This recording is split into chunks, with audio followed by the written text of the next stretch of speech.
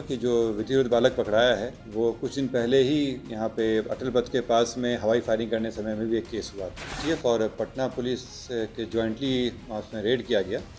इसमें 2 विधि विरुद्ध बालक पकड़ाए। इसमें पिता सब जानने के बावजूद भी हथियार घर में रखे हुए थे। उनको पता था। इसके बाद अपने बच्चों पर ध्यान दें कि वो क्या एक्टिविटी कर रहे हैं, किसकी संगति में रह रहे हैं। ये लोगों को प्रलोभन, खास करके युवाओं को प्रलोभन दिया जा रहा है पैसे, ड्रग्स और हथियार का, और उसमें फंसा के उनसे बहुत सारे क्राइम करवाए जा रहे हैं। तो अपने बच्चों पर ध्यान दें कि वो क्या एक्टिविटी कर रहे हैं उसमें, और अपराध में जाने से उनको रोकें, मोह में नहीं पड़ें, कड़ी अनुशासन में रखें उनको। इसका जो खामियाजा है उस बच्चे के साथ साथ परिवार को भुगतना पड़ता है। हर पिता का सपना होता है कि उनका बेटा IAS, IPS या डॉक्टर बने, लेकिन पटना में एक ऐसे भी पिता थे जिन्होंने अपने बेटे को अपराधी बना दिया। नमस्कार, आप देख रहे हैं दर्श न्यूज। पूरा मामला जब पुलिस को गुप्त सूचना मिली कि एक युवक जो है हत्या करने के लिए मोदी सरकार की सोनपुर जा रहा है, तभी पटना पुलिस ने छापेमारी कर उसे दीघा क्षेत्र से गिरफ्तार किया है। हालांकि ये छापेमारी जो है संयुक्त थी और इसमें STF और पटना पुलिस दोनों ने मिलकर जो है वो छापेमारी की थी और एक युवक को गिरफ्तार किया था।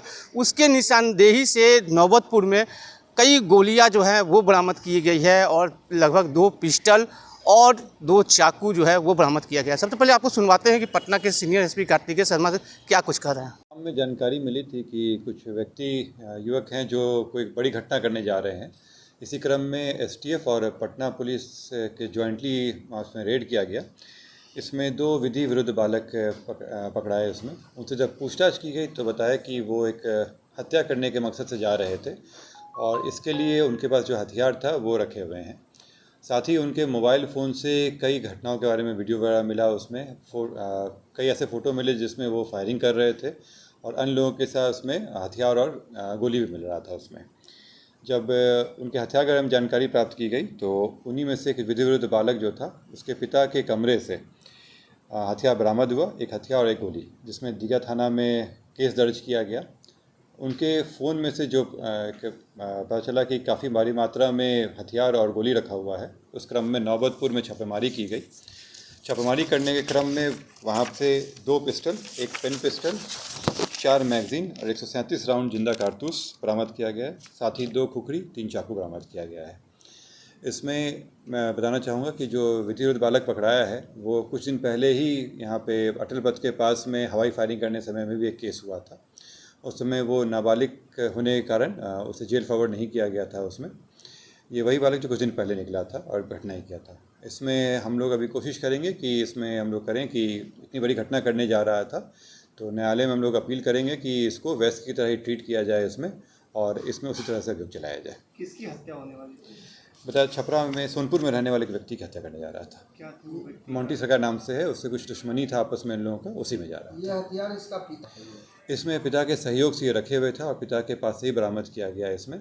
और मैं आप लोगों के द्वारा पब्लिक से भी ये कहना चाहूँगा कि अपने बच्चों पर ध्यान दें कि वो क्या एक्टिविटी कर रहे हैं, किसकी संगति में रह रहे हैं, क्योंकि ये कुछ दिनों से चल रहा है इस तरह का कि लोगों को प्रलोभन, खास करके युवाओं को प्रलोभन दिया जा रहा है पैसे, ड्रग्स और हथियार का, और उसमें फंसा के उनसे बहुत सारे क्राइम करवाए जा रहे हैं। तो अपने बच्चों पर ध्यान दें कि वो क्या एक्टिविटी कर रहे हैं उसमें, और अपराध में जाने से उनको रोकें, मोह में नहीं पड़ें, कड़ी अनुशासन में रखें उनको, क्योंकि इसका जो खामियाजा है उस बच्चे के साथ साथ परिवार को भुगतना पड़ता है। दुश्मनी किससे थी? इनसे थी या किसी और से दुश्मनी थी? इसमें दुश्मनी थी। वहाँ पे सोनपुर का रहने वाला मोंटी नाम को बताया जा रहा था, उसके साथ दुश्मनी था। कुछ आपस में उन लोगों के मतभेद हो गया था, उसी में मारने जा रहे थे।